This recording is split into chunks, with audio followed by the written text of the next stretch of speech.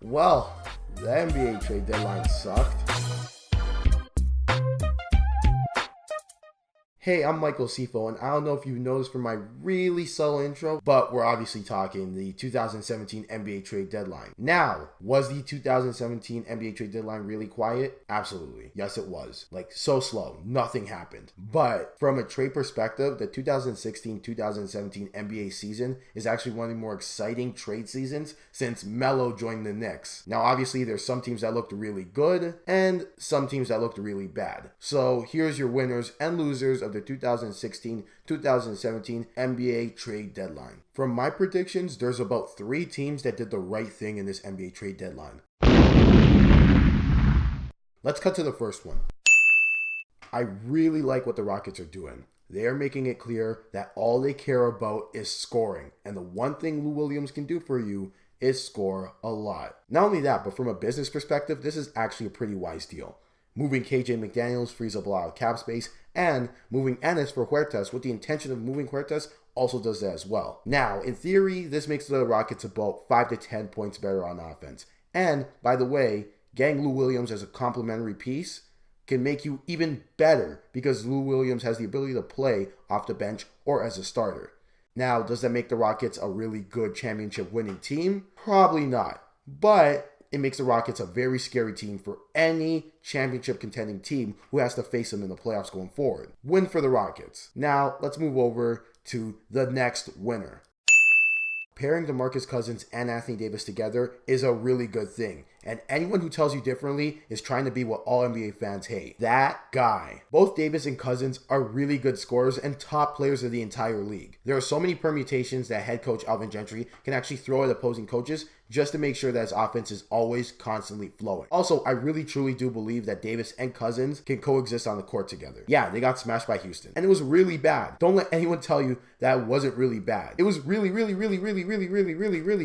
bad. But Davis and Cousins both got really good scoring nights, and they played that Kentucky-style high-low offense to perfection. The only issue that I have is that with 24 games left, I'm not 100% sure that the Pelicans can actually make the playoffs this year. But they do have one more year after this to actually experiment with this Davis-Cousins thing. So it's a win for the Pelicans. I'm not being a homer when I say this, but you can actually make a really good argument that the Raptors won the NBA trade deadline. Do I think Serge Ibaka and PJ Tucker get you to an NBA Finals? Absolutely not. But they give you an offensive and defensive toughness, and it makes your team way better. Let me explain. Before the Raptors actually made these deals, they relied on 2 scorers to hit contested jump shots night in and night out, night in and night out. And while it worked, and it worked effectively, which is kind of a testament to how good Lowry and DeRozan have been, it's not something that an NBA team wants to do. Now, granted, Jonas Valanciunas can be a tertiary scorer. He can be a third scoring option, but that's not something that's viable. Serge Ibaka is something that's viable. He can score, hit threes, play defense, rebound, and block shots.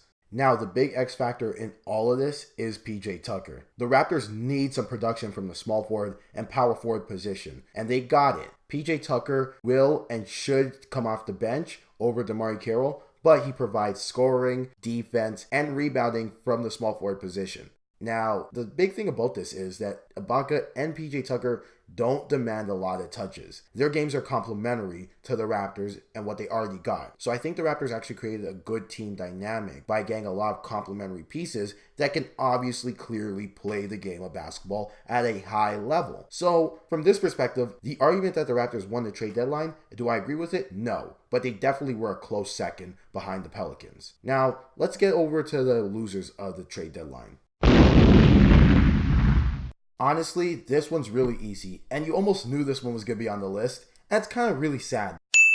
The Kings gave away one of the best players in the league for almost absolutely nothing. Here's the thing. There's some saving graces in this. Their first round pick could be good.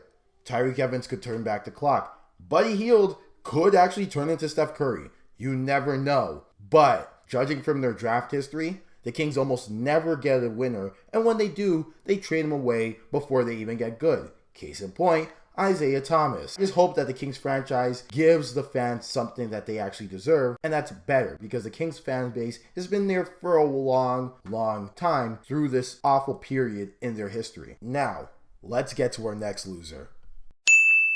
wait. Hear me out. Listen to me, please. Does anyone truly believe that the Cavs can beat the Warriors as currently constituted right now in a 7-game series for the NBA championship? I'll wait. Look, I'll wait.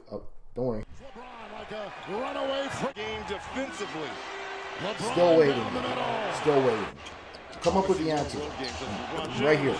The emotional split. Still waiting.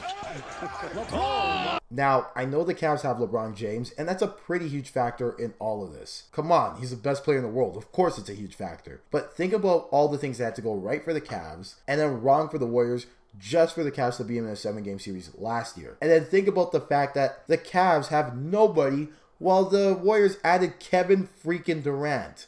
That's explanation enough for the Cavs to bolster their lineup. And if you don't believe me, just look at LeBron James' actions in January. Now, the Warriors could get really injured, just like the Cavs got really injured the year before. But that's not something to count on. And I think it's all about the NBA championship for the Cavs, and they should bolster their lineup just so that they could counteract the Warriors in a 7-game series. Now on to the last loser of this video.